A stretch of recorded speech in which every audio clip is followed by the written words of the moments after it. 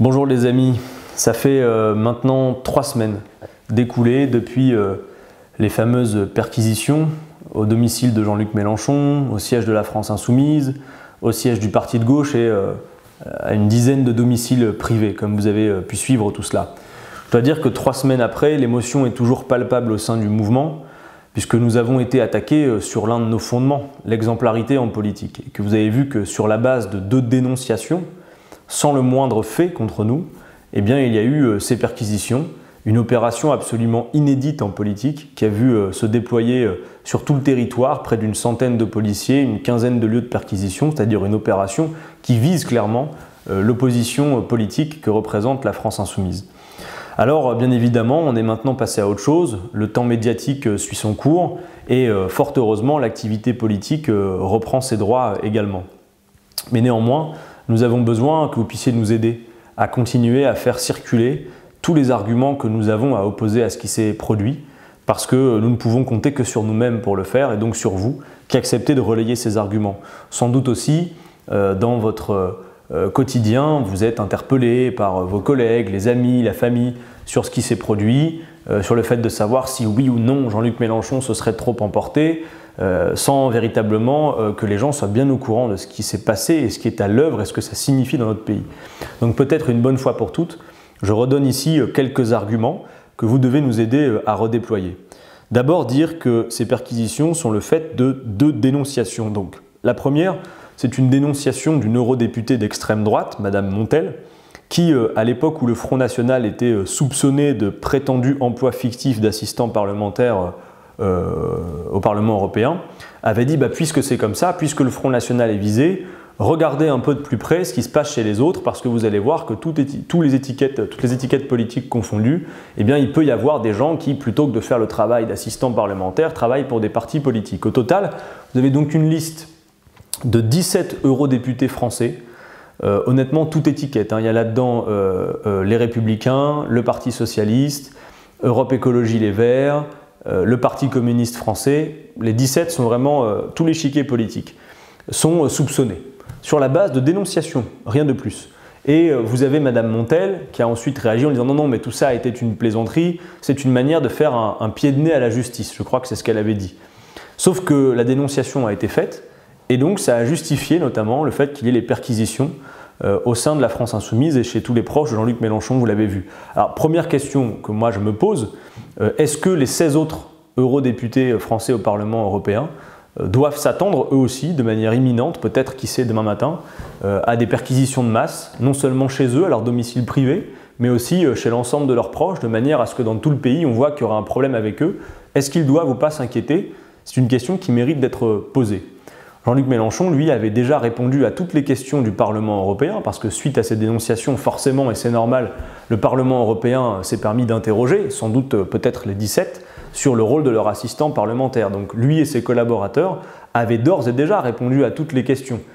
Et puis qui plus est, je vous le dis, entre nous, mais faites circuler cela, c'est mal connaître Jean-Luc Mélenchon, son exigence de travail et son organisation personnelle, que de penser que l'un de ses collaborateurs aurait pu disposer sur son temps de travail du temps de faire autre chose que de s'occuper de Jean-Luc Mélenchon, clairement. Mais qu'à cela ne tienne, Jean-Luc avait déjà répondu à toutes les questions du Parlement européen, il répond aujourd'hui à toutes les questions des enquêteurs, puisque de fait, il y a eu ces auditions et Jean-Luc y participe. La deuxième affaire qui n'en est pas une est celle des comptes de campagne. Vous avez sans doute suivi ça. Ce qu'il faut redire, c'est que nos comptes de campagne, les comptes de campagne de l'élection présidentielle de Jean-Luc Mélenchon, ont été validés sans irrégularité par la Commission nationale des comptes de campagne au mois de février dernier. Alors d'où vient la polémique? Elle vient de la démission d'un de ses membres, M. De Chalvron, qui par ailleurs accessoirement a eu une vie politique avant, puisqu'il était au cabinet ministériel d'un ministre socialiste, d'ailleurs, soit dit en passant, avec lequel Jean-Luc Mélenchon avait des relations absolument exécrables. Peu importe, mettons ça de côté. Il a démissionné et il a dit « Moi, je ne suis pas d'accord avec les conclusions de la commission des comptes. Je pense qu'il y a un certain nombre de problèmes soulevés par les comptes de campagne de Jean-Luc Mélenchon et donc je m'oppose à la décision qui a été prise par la commission. » La commission commence par dire « Mais de quoi parlez-vous? Il y a eu un travail de fait, on a validé les comptes et en plus, vous parlez de factures que vous n'avez même pas vues. » Puis finalement, sous la pression, la commission décide de botter en touche et fait un signalement Et donc elle dit en gros que la justice s'en saisisse. Moi, en tant que commission, je n'ai pas les moyens de vérifier si c'est vrai ou pas. Après avoir validé les comptes de campagne, tout de même, sans irrégularité. Et donc il y a eu ce signalement. Mais Jean-Luc Mélenchon n'a pas attendu qu'il y ait les perquisitions. Dès le mois de juin dernier, il a dit « Mais s'il y a un problème avec mes comptes, allez-y, reprenez tout le travail depuis le début, on se tient à votre disposition. » Savoir que le travail de la trésorière de campagne est un travail extrêmement scrupuleux puisque vous répondez, je crois, à plus de 2000 questions à la commission des comptes, vous déclarez absolument tout. Savoir qu'un compte de campagne, on déclare tout, et tout déclarer, ça ne veut pas dire qu'on demande le remboursement de tout, ça veut dire au contraire qu'on fait la transparence totale sur tout ce que nous faisons. J'aime autant vous dire que dès qu'on ouvre même une association, comme par exemple l'Air du Peuple, avant même d'ouvrir l'association, on interroge la commission des comptes de campagne pour savoir ce qu'on a le droit de faire, etc. De manière à ce que, y compris, on anticipe pour pas qu'on vienne nous chercher des poux après coup. Donc au mois de juin dernier, Jean-Luc Mélenchon dit « Mais s'il y a un problème avec mes comptes, réexaminez-les ». Et nous avions nous-mêmes publié tous les éléments de nos comptes de campagne sur le site de la France Insoumise pour que toute cellule d'investigation puisse aller faire son travail sur la base des données que nous avons publiées dans leur intégralité. Donc il n'y a pas de problème avec les comptes de campagne. C'est nous qui avons demandé à ce qu'ils soient réexaminés. Par contre, prenez l'exemple des comptes de campagne d'Emmanuel Macron, eux se sont vus signifier un certain nombre d'irrégularités. Par exemple des dons, des ristournes. Est-ce que pour autant, alors qu'Emmanuel Macron fait aussi l'objet d'une enquête préliminaire pour ses comptes de campagne, est-ce qu'il y a eu des perquisitions chez Emmanuel Macron au siège de La République En Marche et sur une quinzaine de domiciles privés de ses proches?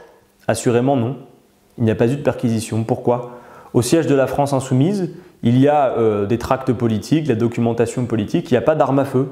Au siège de La République En Marche, il y avait des flingues. Pourquoi n'y a-t-il pas eu de perquisition au domicile de M. Castaner et chez une quinzaine de proches de M. Castaner? Pourquoi? Nous posons la question. Parce que vous devez bien voir une chose, c'est que quand je vous dis qu'il n'y a pas de précédent en politique dans une telle opération de police qui est digne d'une opération antiterroriste, c'est que contrairement à ce qui a pu se passer, par exemple, il y a quelque temps, vous vous en souvenez peut-être au Modem, où il y avait eu des perquisitions.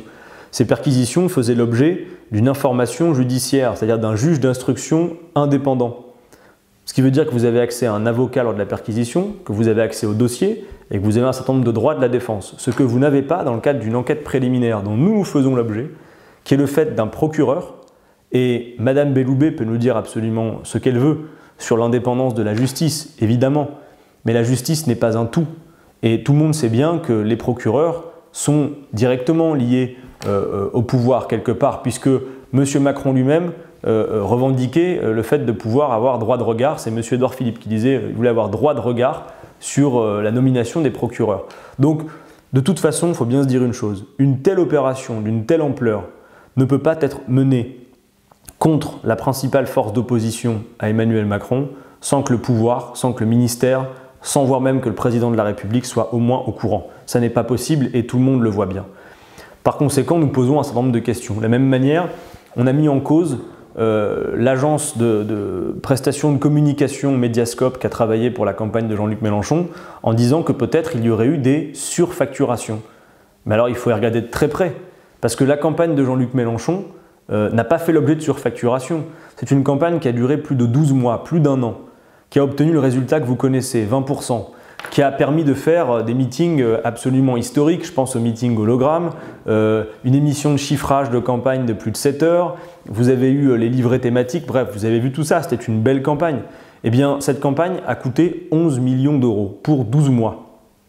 À titre de comparaison, la campagne de Benoît Hamon, qui a eu un résultat de 6%, n'a duré que 3 petits mois et elle a coûté plus cher que la nôtre qui a duré 12 mois. Elle a coûté 15 millions d'euros, celle de Benoît Hamon. Est-ce que Benoît Hamon a été mis en cause dans une affaire de surfacturation? Bien sûr que non.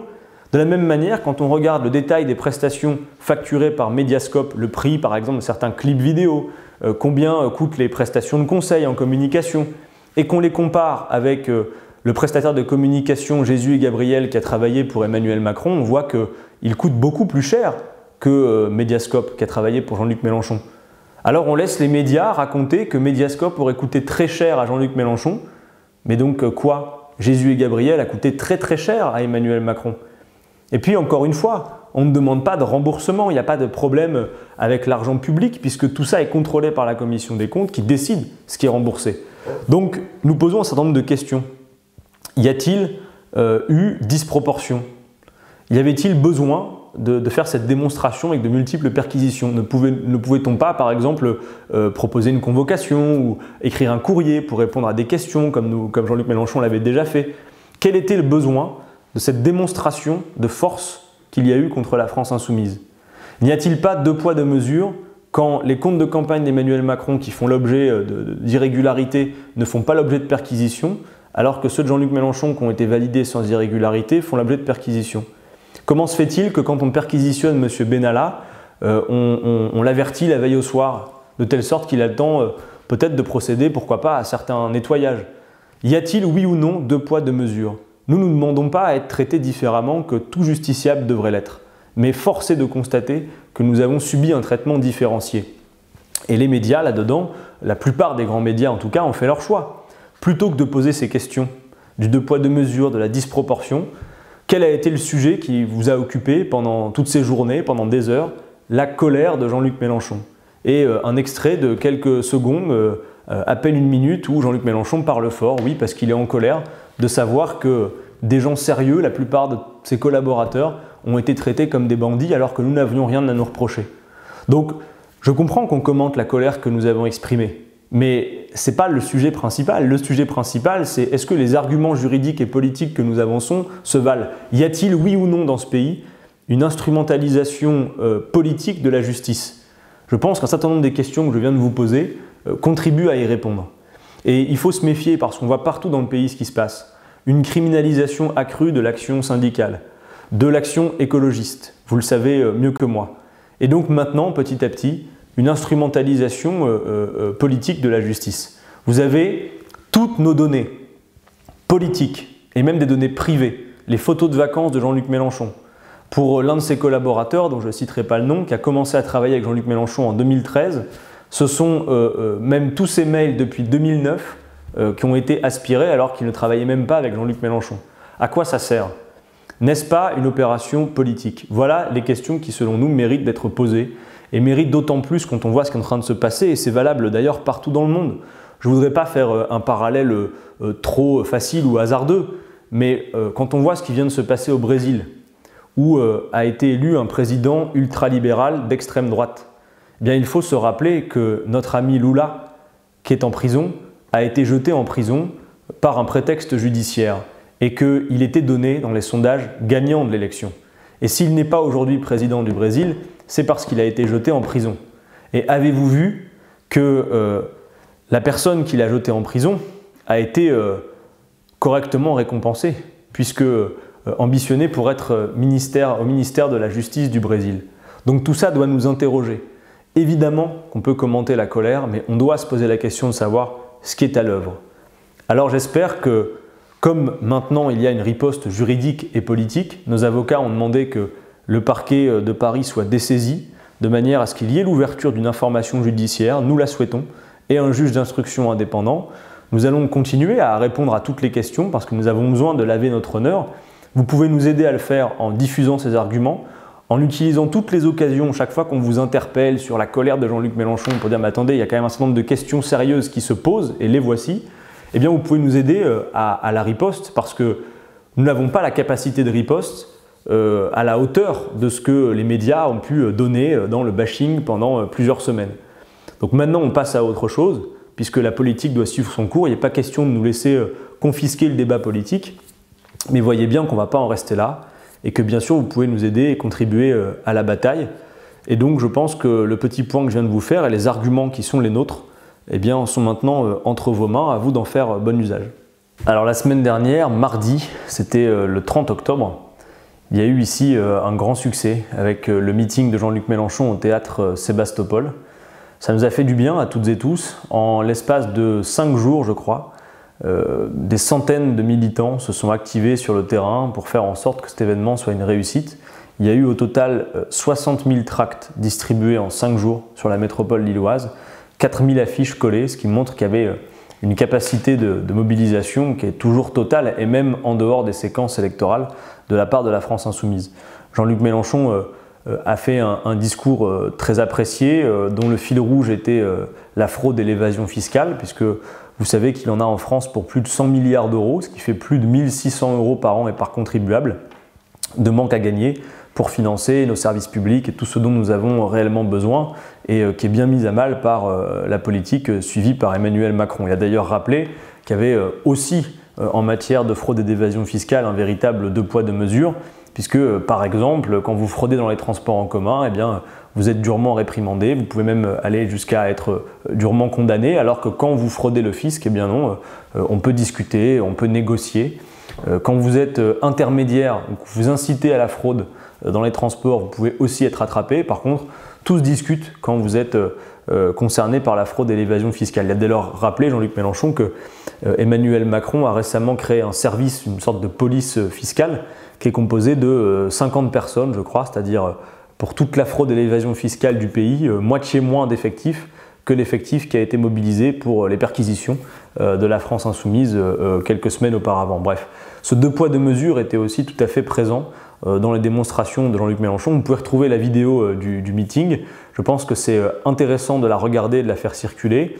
Et puis il y avait également quelques petites interventions avant celle de Jean-Luc Mélenchon. Ce meeting est un coup d'envoi à toute une série de réunions publiques que nous allons faire. Bien évidemment, Jean-Luc Mélenchon va lui continuer à le faire. Il sera à Pau cette semaine pour un meeting, je crois que c'est jeudi soir. Et nous allons faire pareil. Partout où nous le pouvons maintenant, nous allons recommencer à faire ce que nous savons le mieux faire aussi, c'est-à-dire des réunions publiques où on parle de politique, où on expose clairement notre diagnostic, nos solutions, nos propositions. Moi, par exemple, d'ici aux fêtes de fin d'année, avant la mi-décembre, je vais faire à peu près une dizaine de réunions publiques pour accompagner des candidates et des candidats aux élections européennes sur le département du Nord. Donc il y a toute une série de dates que vous allez pouvoir suivre. On passe par Grande-Sainte, Douai, Valenciennes, Cambrai, Maubeuge, Roubaix, Armentières. Bon voilà, il y a beaucoup de dates.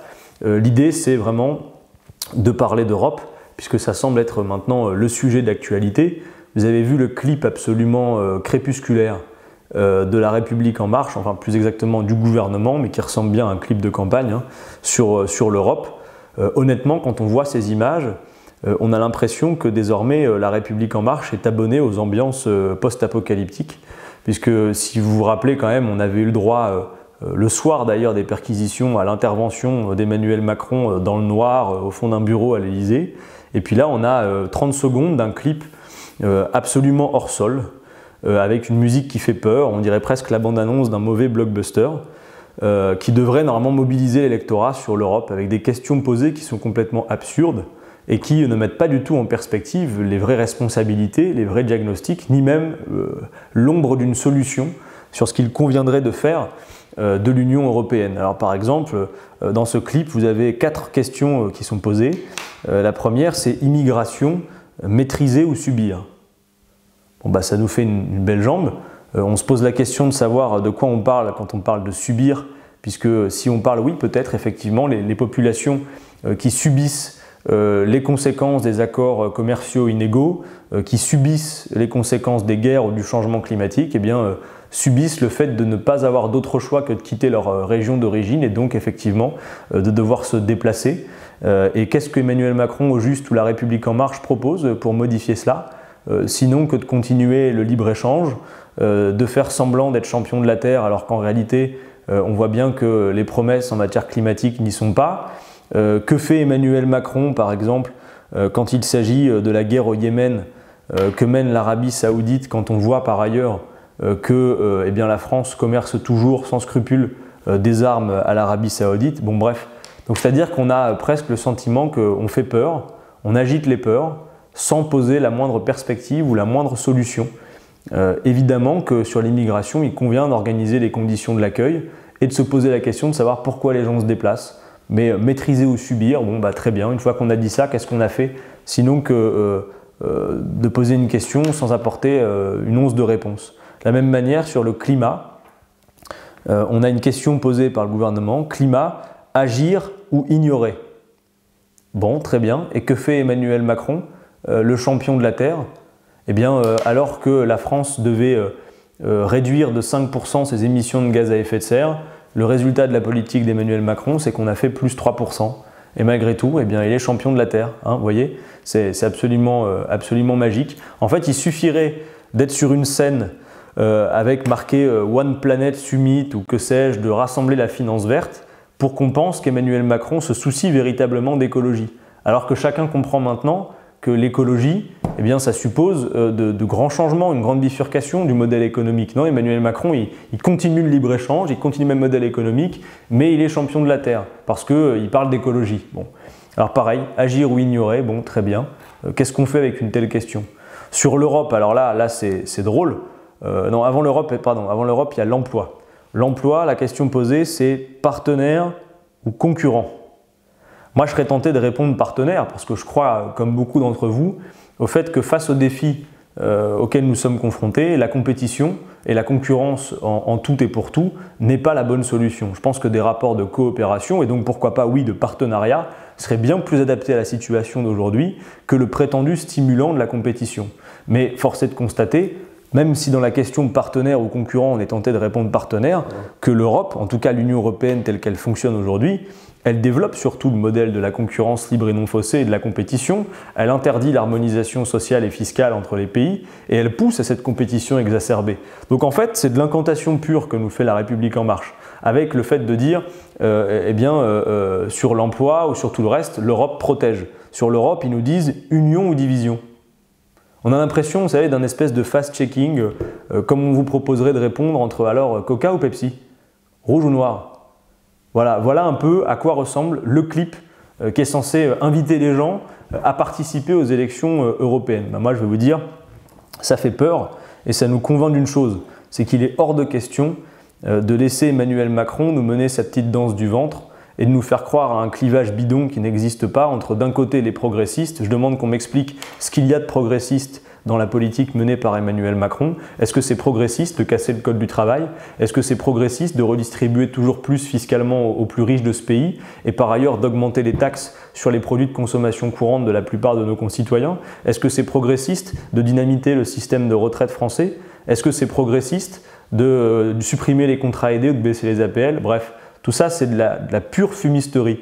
Et par ailleurs, Emmanuel Macron veut nous faire croire que l'Europe serait un rempart à tous les dangers, que l'Europe protège. Mais ça aussi, c'est complètement abstrait. Parce que moi, je veux bien qu'on fasse toujours de l'incantation sur l'Europe qui protège. Oui, aujourd'hui, l'Europe protège, et les gens voient bien. Elle protège qui? Elle protège d'abord les principaux pollueurs, elle protège les grosses multinationales, elle protège les gros détenteurs de capital, mais protège-t-elle les peuples? La réponse, évidemment, est non. Alors face à cette impasse, il ne s'agit pas de dire on va quitter l'Europe. D'ailleurs, quitter l'Europe, ça ne veut rien dire, les amis. Entendez-moi bien, puisque l'Europe, c'est de la géographie. Nous, ce que nous mettons en cause, c'est de la politique. C'est la construction particulière de l'Union européenne, de ces traités qui ont parfois été refusés par les peuples, comme c'est le cas en France, et qui obligent toutes les populations européennes à bouffer de l'ordolibéralisme sans qu'on en demande leur avis. Voilà la véritable impasse, voilà ce qu'il faut oser dire. Et nous ne sommes pas le seul ici en France, avec la France Insoumise, à le dire. Dans plein de pays, vous avez des forces politiques qui le disent aussi. C'est la raison pour laquelle nous avons mené cette coalition qui est en cours de construction, Maintenant le peuple, avec nos alliés en Europe, pour faire la démonstration que oui, il peut y avoir un avenir pour l'Union européenne si on sort de ces traités, pour qu'il y ait une vraie souveraineté populaire qui s'exprime et pour faire autre chose, pour faire une politique sociale, une politique écologiste. Et il ne suffit pas de l'appeler de nos voeux, cette politique. Il va falloir faire sauter un certain nombre de verrous pour pouvoir la mener. Vous savez par exemple que ce programme, l'Avenir en commun, qui a recueilli 7 millions de voix, qui est un programme qui se propose d'être à la hauteur de tous les défis que nous rencontrons, le partage des richesses, la planification écologique, la sortie de l'OTAN et compagnie, c'est un programme qui n'est pas applicable dans le cadre des traités européens. Dans le cadre de ces traités absurdes qui sont une véritable camisole de force, y compris budgétaire, on le voit encore récemment. Donc, nous avons beaucoup de choses à dire sur l'Europe et nous allons le faire et nous n'allons pas attendre qu'Emmanuel Macron et Marine Le Pen rejouent le deuxième tour absolument pourri d'élection présidentielle. Nous allons être offensifs et nous allons être présents, quoi qu'en pensent celles et ceux qui commandent tout ça d'assez loin. Et donc là, on est parti sur un rythme conséquent de réunions parce que nous devons porter notre parole, nous devons la faire circuler, nous avons des propositions et des arguments et donc ça aura le mérite d'être clair. Et en même temps, il y a toute l'action de terrain que continue à faire la France Insoumise avec les caravanes dans les quartiers pour aller dire aux gens « allez-y, allez voter ». inscrivez-vous sur les listes électorales parce que oui, l'élection européenne va être un référendum anti-Macron. Et le dire, c'est pas détourner le sujet, c'est pleinement dans le sujet, puisque ce que fait Macron, c'est directement ce que veut et ce qu'attend de lui la Commission européenne, qui est une instance, rappelons-le, non élue et qui n'est pas démocratique. Donc, nous avons de quoi faire pour les prochaines semaines. Avant ça, bien sûr, à très court terme, nous avons une échéance essentielle qui se tient le 18 novembre, 18 et 25 en fait, mais d'abord le 18, puisque c'est le premier tour de l'élection législative partielle à Évry, dans la première circo du 91, où Manuel Valls, qui a quitté son siège, bon, siège qu'il n'occupait pas beaucoup parce qu'il était quand même très souvent absent à l'Assemblée nationale, pour faire candidat à la mairie de Barcelone, même si on compte sur notre ami Ada Colau pour le battre. Mais en tout cas, il y a du coup un siège à pourvoir dans cette circonscription. Et notre candidate de la France Insoumise, Farida Amrani, et son suppléant, Ulysse Rabaté, avaient obtenu un résultat flamboyant puisqu'il leur a manqué simplement 139 voix au mois de juin 2017 pour l'emporter. Donc on a bon espoir cette fois-ci qu'ils puissent l'emporter, que non seulement ils accèdent au second tour, mais qui plus est qu'ils réussissent et que nous ayons dans ce groupe offensif de la France Insoumise face à Emmanuel Macron et sa majorité, le renfort d'une 18e députée à l'Assemblée nationale au mois de novembre. Alors, on jette toutes les forces dans la bataille, tout ce qu'on peut faire. Le week-end dernier, mes amis de la métropole lilloise se sont déplacés sur place en bus pour aller contribuer et aider au porte-à-porte. Et moi, je serai présent jeudi soir avec Farida pour une petite réunion publique. Beaucoup de parlementaires à des horaires différents vont se présenter sur place dans les prochains jours parce que pour nous c'est absolument important et déterminant. Je note au passage, petite remarque quand même, que alors qu'il y a la possibilité, vous le voyez bien, avec le score obtenu et les 139 voix seulement, d'envoyer une 18e députée insoumise à l'Assemblée, que celles et ceux qui appellent toujours à l'union de la gauche, qui nous disent que l'union est un combat, qu'il faut éviter les divisions, font une belle démonstration dans cette affaire, puisque en face de Farida, la candidate de la France Insoumise, vous avez, je crois, une liste, une candidature du Parti communiste français avec Génération de Benoît Hamon contre la candidate de la France Insoumise, et vous avez également, je crois, une liste, une alliance du Parti socialiste et d'Europe Écologie Les Verts face à Farida. Et alors qu'en plus, Farida et Ulysse ont en face d'eux une grande coalition qui va de la République en marche en passant par la droite, c'est-à-dire quelque chose qui est de l'ordre de tout sauf la France Insoumise. Voilà un peu l'ambiance sur le terrain. C'est un peu seul contre tous, et y compris face à celles et ceux qui sont toujours prompts à donner plein de leçons sur l'union de la gauche, le fait que la gauche divisée, ça serait le problème. Et quand ils ont l'occasion de se dire on fait élire une députée insoumise, en l'occurrence, ils préfèrent nous mettre de la concurrence en face de nous. Bon, ça servira de leçon de toute façon, parce qu'il faut bien se souvenir qu'entre les beaux discours ou les actes, parfois, il y a là aussi un deux poids deux mesures que nous devons noter. Donc, tout le monde sur le terrain pour faire que le 18 novembre, à Évry, ça vote en masse pour la France Insoumise et sa candidate Farida Amrani, et que le 25 novembre au soir, nous puissions fêter la victoire et avoir une 18e députée France Insoumise à l'Assemblée. Bon, je tiens absolument aussi à vous parler du 17 novembre. Vous avez entendu que le 17 novembre, il y aura une mobilisation contre la hausse des taxes sur le prix des carburants. Et même si 80% des Français sont favorables, selon les enquêtes d'opinion, à cette journée de mobilisation, je sais que ça fait débat entre vous. Et donc je veux modestement vous apporter mon avis sur la question. En commençant par vous dire qu'évidemment, comme force écologiste, la France Insoumise est pour la sortie du diesel et des carburants. Une fois qu'on a dit ça, est-ce que l'augmentation unilatérale des taxes sur le carburant produit l'effet auprès de celles et ceux qui n'ont pas d'autre choix que de prendre leur voiture, qu'ils vont y renoncer? Évidemment non. Disons les choses franchement, le prix du carburant, son évolution, n'est pas uniquement le fruit des taxes que vient d'augmenter le gouvernement.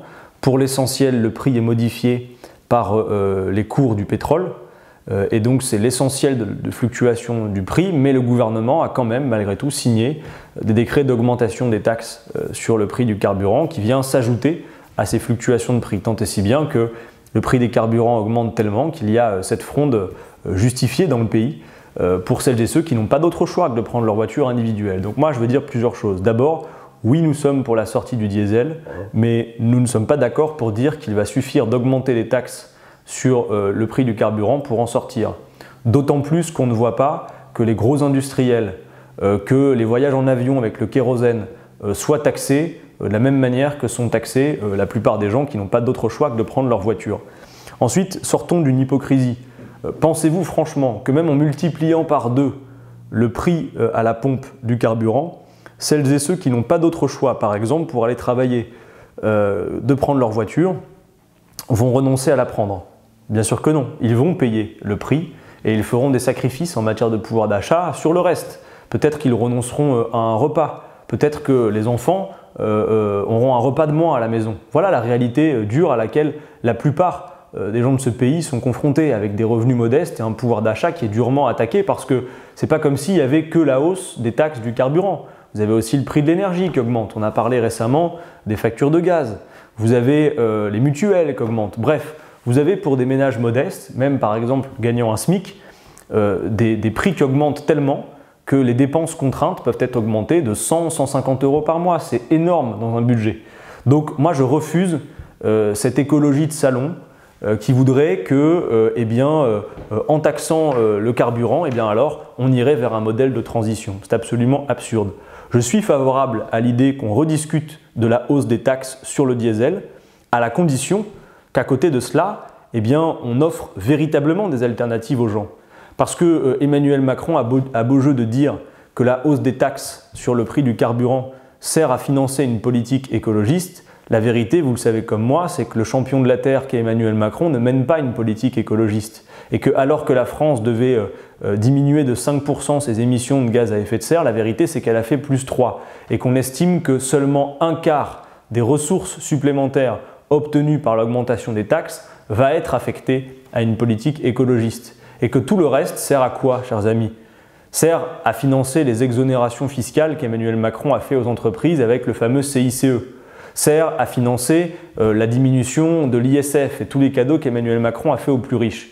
Donc ça suffit.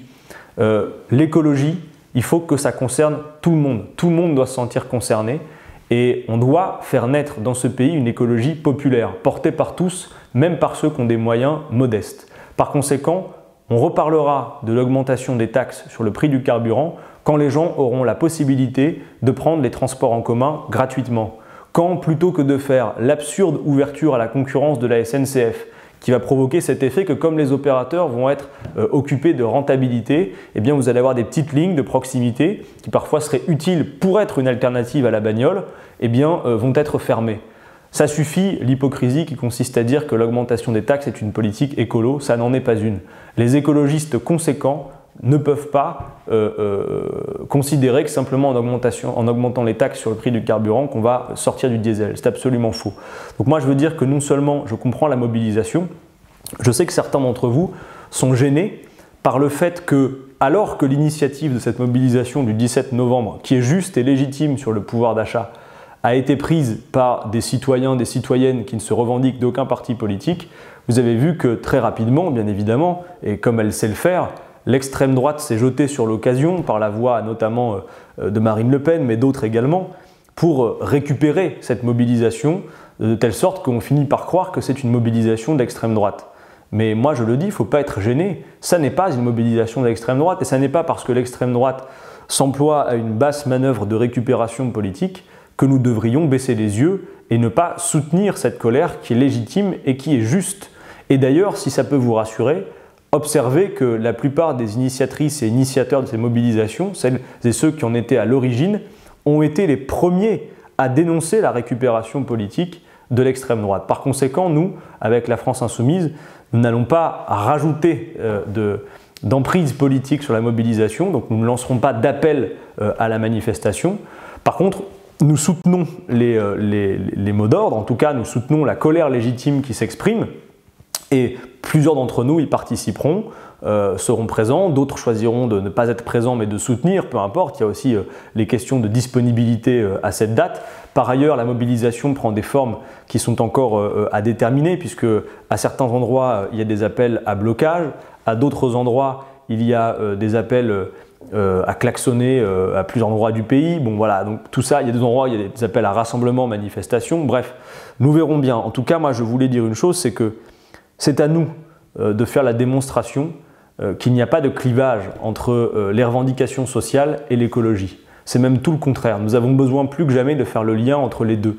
Et par conséquent, nous ne pouvons pas laisser penser que toutes celles et ceux qui vont se mobiliser contre la hausse des taxes sur le carburant seraient pour une politique anti-écologique ou seraient pour pérenniser le modèle dont nous devons sortir de la bagnole individuelle. En attendant, ils n'ont pas le choix. Et donc quand on n'a pas le choix, eh bien, on ne peut pas considérer qu'on va changer d'avis parce que le prix serait plus important. Ça n'est pas une bonne politique, ça n'est pas une politique cohérente et qui plus est, elle sert largement à financer les exonérations fiscales que Macron fait à tous les autres. Quand allons-nous taxer par exemple les plus gros industriels qui eux ne sont pas dérangés, les transporteurs routiers, pourquoi pas les déplacements en avion avec le kérosène? Ça, bizarrement, on n'entend pas parler. Par contre, le prix du carburant à la pompe, lui, oui, il vient être taxé en plus des cours de pétrole qui sont modifiés. Ce qui fait que sur le pouvoir d'achat, c'est insupportable. Donc moi, je comprends la colère qui s'exprime le 17 novembre et j'appelle celles et ceux qui le souhaiteraient à inventer des formes de mobilisation qui pourraient permettre de soutenir cette mobilisation populaire sans avoir peur d'être mélangé avec l'extrême droite qui ne fait là que de la récupération politique. C'est une mobilisation citoyenne et donc il faut y contribuer de cette manière. Voilà mon avis. Alors comme il y a beaucoup de dates à vous annoncer, il y en a une, il ne faut pas que je passe au travers, c'est le dimanche 18 novembre. Notez cette date dans vos calendriers. Le 18 novembre, nous lançons les premières rencontres nationales des quartiers populaires. Ça se tiendra toute la journée à Épinay-sur-Seine. Pourquoi rencontre nationale des quartiers populaires? Pourquoi d'ailleurs on parle de quartiers populaires? Parce que c'est une réalité. On estime aujourd'hui qu'entre 8 et 12 millions de nos concitoyens vivent dans ces quartiers qui bien souvent, vous le savez, sont relégués en périphérie des villes et sont les endroits de la République où se concentre un maximum des problématiques quotidiennes que l'on rencontre. Ce sont les endroits où on subit le plus la discrimination, ce sont les endroits où on pâtit le plus de la désertification et de la baisse des services publics. Bref, ce sont des endroits où les citoyennes, les citoyens ont beaucoup de choses à dire et souvent n'ont pas voix au chapitre. Or, à chaque fois que nous y allons, et la France Insoumise y est quasiment quotidiennement, notamment avec ses caravanes qu'elle n'arrête pas de faire depuis que le mouvement existe, eh bien nous rencontrons des gens pleins de volonté, qui ont de l'énergie, des jeunes qui ont plein d'envie, des parents qui ont envie d'offrir des perspectives florissantes pour leurs enfants et qui en ont marre de voir des quartiers complètement laissés à l'abandon. Je pense par exemple parfois aux entretiens qui sont normalement le fait des bailleurs sociaux qui ne sont plus réalisés du tout. Bref, il y a beaucoup de choses à dire sur ces sujets et il y a besoin que ces populations reprennent voix au chapitre. Elles sont souvent éloignées de la vie politique. D'ailleurs, certaines forces politiques ont théorisé le fait qu'il fallait plus aller dans ces quartiers parce que les gens ne votent pas. Ben nous, c'est tout l'inverse. C'est justement parce que les gens ne votent pas que nous y allons, pour faire en sorte non seulement de leur permettre d'accéder à leurs droits et notamment de leur porter ce message, c'est-à-dire exprimez-vous, allez voter, inscrivez-vous sur les listes électorales. Et même, on en profite généralement pour faire des simulations aux droits parce que vous savez qu'il y a beaucoup de gens qui ont des droits auxquels ils ne recourent pas. Je pense par exemple au RSA, vous savez ça mieux que moi. Donc le 18 novembre, on se retrouve à Épinay-sur-Seine pour une première journée de rencontre de ces quartiers où on donnera la parole à beaucoup d'acteurs associatifs qui, vous le verrez, ont beaucoup de choses à dire qui peuvent nous servir pour la suite. Et il y aura notamment une prise de parole de Jean-Luc Mélenchon sur place prévue, je crois, à 14 h. Et donc en amont, quelques jours avant le 18 novembre à Épinay, on essaye de faire un peu partout en France des premiers événements qui annoncent les rencontres d'Épinay. Et donc à Lille notamment, on se réunira à l'auberge de jeunesse le mardi 13 novembre à 19 h pour faire un premier point avec les populations des quartiers alentours, notamment sur la question du logement, et ça sera, disons, une première pierre posée avant les journées nationales d'Épinay. Voilà, donc rendez-vous les 13 novembre à Lille et le 18 novembre à Épinay-sur-Seine pour les rencontres des quartiers populaires. Bon, je vous prie de bien vouloir m'excuser, c'était particulièrement long aujourd'hui, mais il y avait beaucoup de choses à dire. D'habitude, vous le savez, on fait plutôt court, là on n'a pas pu, avec tout ce qu'on avait à vous donner comme information. Néanmoins, si ça vous a convenu, si notre chaîne YouTube vous intéresse et vous plaît, eh bien n'hésitez pas à nous encourager. Vous pouvez le faire en mettant juste en dessous de cette vidéo le petit pouce bleu qui signifie que vous avez aimé. Et puis surtout, c'est gratuit, donc n'hésitez pas, cliquez sur vous abonner de manière à faire monter cette chaîne YouTube. Nous, ça nous encourage à continuer et puis ça nous fait progresser. Voilà, donc n'hésitez pas à nous encourager, pouce bleu et abonnement. Et moi, je vous dis à très bientôt.